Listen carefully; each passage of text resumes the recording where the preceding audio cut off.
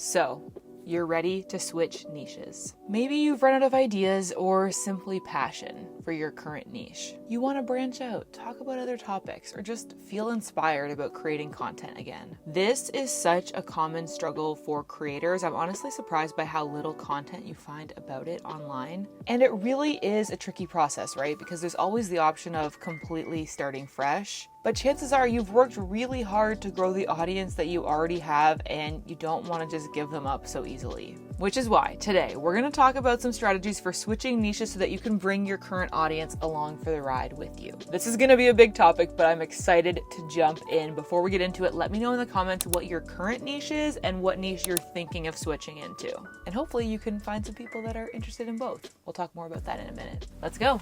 Okay, so first let's establish my credentials on this topic because I have been on a journey when it comes to changing niches on YouTube. And it starts way further back than you probably would think. So super quickly, let's go through my timeline of niche changes here on YouTube and how successful each of those pivots were and what I've learned from them. Niche change number one was way back in the day in 2018. If you've been around this channel for a while, it's no secret to you that I have been posting videos on this YouTube channel since 2011, but probably what you don't know is when I was a teenager, I had started to grow a small audience around a very niche topic, which is being Mennonite. This is a deep cut, y'all. I don't really talk about this on my channel anymore, but I used to make videos about my religious and cultural background, and they actually got a bit of traction. Like, my channel grew to around 2,000 subscribers talking about this. Some of my videos had like 50 or 60k views, which was huge for me at the time. Okay, that felt super viral. This was after like several years of me trying to grow on YouTube, talking about other random stuff, so I really felt like lightning had struck for me and it wouldn't happen again. That being said, once I finished high school and university, I was ready to make videos about something different. Specifically, I wanted to talk about freelance videography, filmmaking, and travel. And so when I went to make this pivot, I made the very difficult decision to private all of my past videos. That was tough because I was proud of them. I was really proud of how many views they had gotten. And honestly, it was a hit to the ego because you scroll through your channel and you just see videos that only have like 10 or 15 views and it kind of hurts. But it was 100% the correct decision. 6 months later, my channel blew up for a video that I posted called Instagram Story Hacks for Creators 2019. And I really honestly don't believe my channel would have grown like that if all of those videos were still public. Here's the lesson from that particular niche pivot. Sometimes if your topics are way too different, you need to just let go of what you were posting before and kind of erase it from the face of your channel. Because here's the way the YouTube algorithm works. If someone discovers one of the videos from your channel, let's say one of my videos about the best settings for the Canon 80D, they watch it to the end, YouTube is going to start recommending them more of my videos. And if they're recommended a video about being Mennonite, they're going to be really confused. And honestly, I get that. So what I learned back in 2018 is if you're pivoting between two completely different random topics,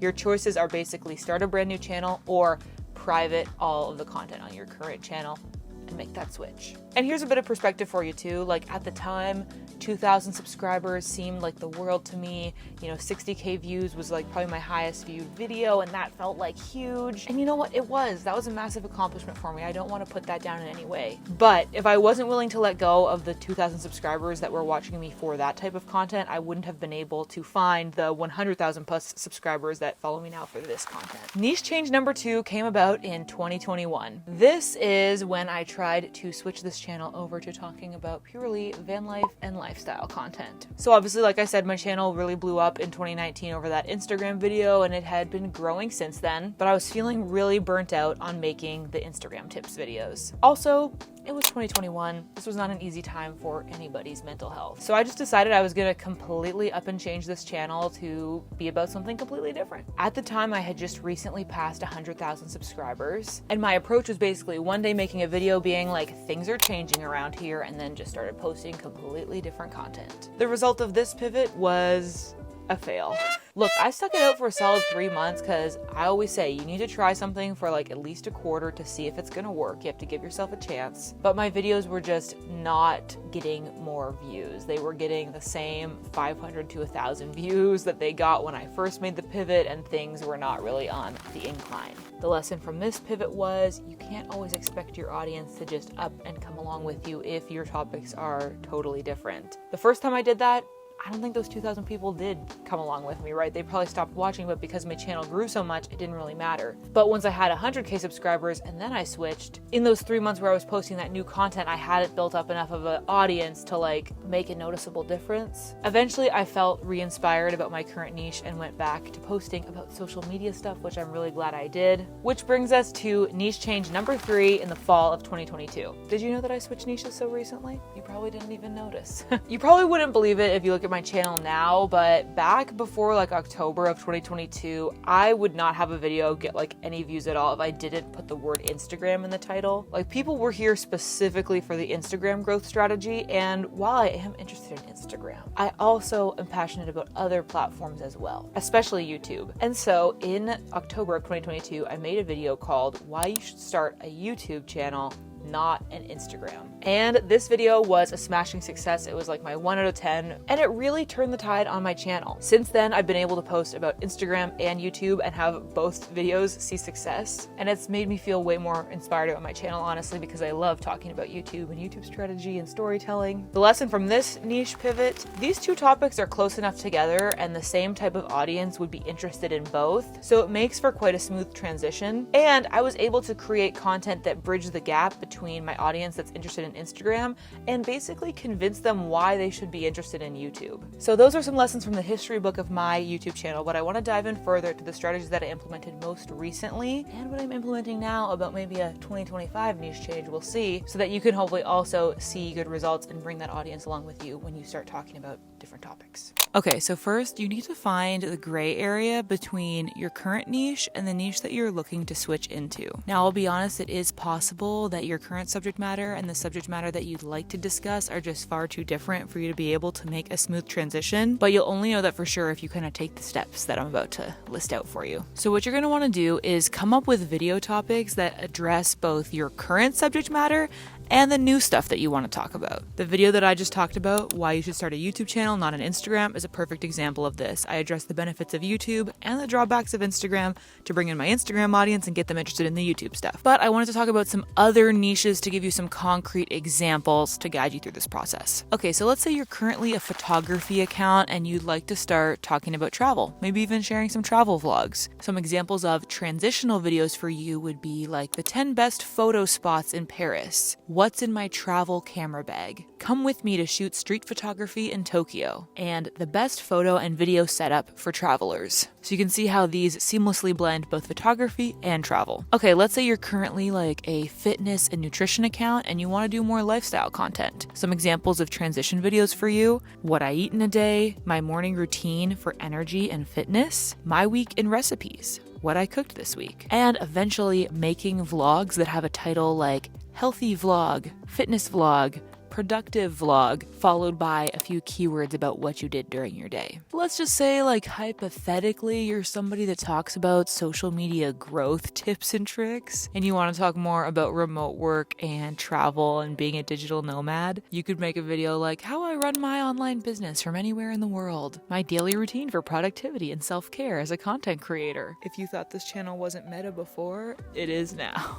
If you can come up with 15 to 20 video ideas that equally touch on your old niche as well as the content that you want to be making in the future, then that is a good sign that you'll be able to smoothly make this transition. Not only is there enough ideas for you to actually sustain making the transition, like you'll have enough content, but also if you can come up with that many ideas, then that's a good sign that there's probably an audience that's interested in both. I'm not gonna lie, it will take time, but it is possible. Speaking of how long it takes, I'm gonna use a lovely analogy that people absolutely loved from my last video to describe exactly the process of doing this. The analogy is of boiling the frog, but instead of a frog, it's your audience.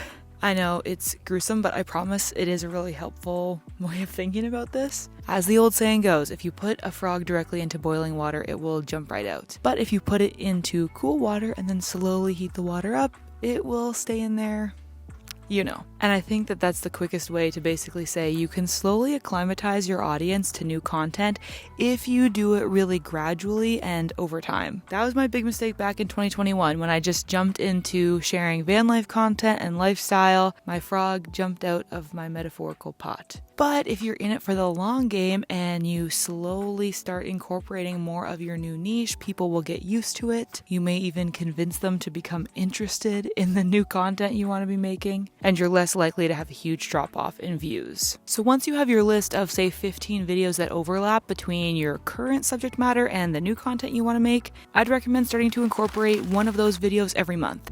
And then maybe eventually you start doing 2 of those videos a month. Maybe eventually all of your videos are the overlap videos, and then someday you start posting videos that are just about your new content. That's a really slow and steady way to bring your audience along for the ride when you want to start talking about something new. Now it's time for me to be really honest with you. As you start to change niches, your YouTube studio is gonna start showing you the sad arrows, okay? It just, chances are it will. I know this very well, okay? I did successfully, include YouTube into my content, and that actually represented a huge increase in views for me, which was great. But I'm currently on a journey of trying to incorporate more vlog style content into this channel. And at first, when I would post any vlogs here, they would be a 10 out of 10. Okay, they would totally bomb. But as time has gone on, as I post vlog style videos, now they're hitting, 5 out of 10. Okay, they're climbing the ranks. And who knows, maybe someday I'll post a vlog and it'll be a 1 out of 10. You never know. And I've been working away at this for probably close to 2 years. And so it's just important to know that this takes a lot of time. You're going to be discouraged, but I think if you anticipate that, then you'll be more likely to overcome it. It's all a mental game. And it's really all about experimenting and trying out different things. As you're starting to make videos about your new subject area that you want to talk about, you can experiment with the style, the format, see what your audience connects with most. But just know you're probably not going to be happy with the numbers right away, and that's okay. You're playing the long game.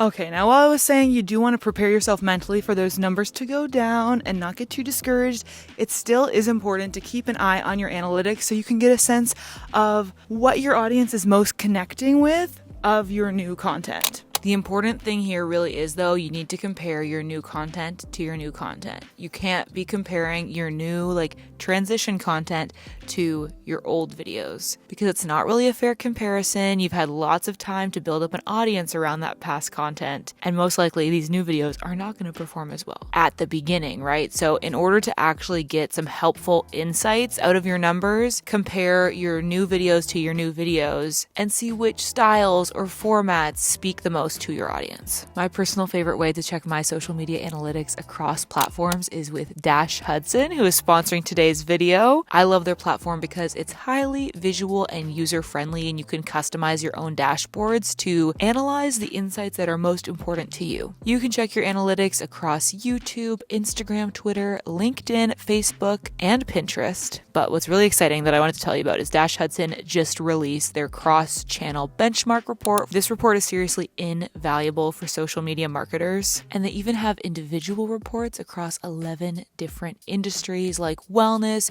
beauty, retail, so you can get the most relevant stats and insights for your particular industry. Or niche, if you will. Inside the report, you can learn fascinating stats such as TikTok remains the most engaging social channel in 2024, while Instagram offers the highest reach. Each industry performs differently on each channel. Beauty brands achieve the highest video views on TikTok, and media and publishing brands see greater success on Instagram. And interestingly, Hudson reports that the biggest opportunity for brands in 2024 is activating niche communities, because that's where they can find the most engagement, even if not the highest reach. So I think that's an interesting lesson for us as creators as well. So if you want to learn how your brand stacks up in the overall social media landscape of 2024, or if you just want to learn some helpful insights about the social media industry in general, you can download Hudson's cross-channel benchmark report totally for free at the link in the description. And thanks again to my friends at Hudson for sponsoring today's video.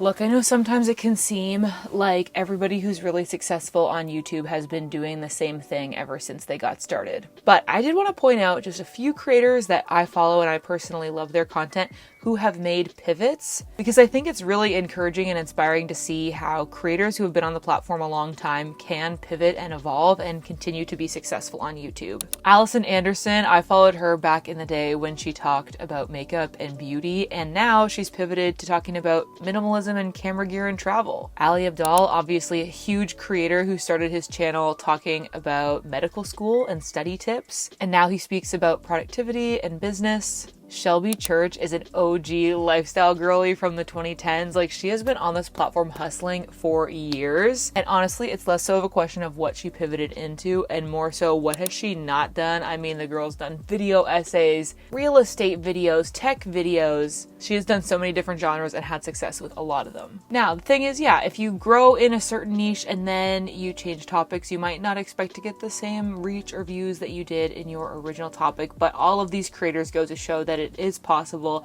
to continue on speaking about different topics, and you can bring your audience along for that journey. So yes, sometimes changing niche can mean accepting lower views, even if just for a short while. But sometimes changing niche can mean opening yourself up to growth that you never thought was possible before. But more than anything, it restores your creativity and it makes you more excited about creating content again, which is so crucial for the long-term success of a content creator. If you are on the long journey of being a content creator here on YouTube, just know I am here cheering you on. I see you. I know it is hard, but I can tell you it is so worth it. As you're working through transitioning from your current niche into new topics or subject matter, one of the most important things you can do is make your videos as strategic as possible so that they have the best chance of showing up on the homepage. I talk about several strategies that I've personally been implementing lately for doing just that in this video, where I break down how January was like my best month ever on my YouTube channel in terms of total views.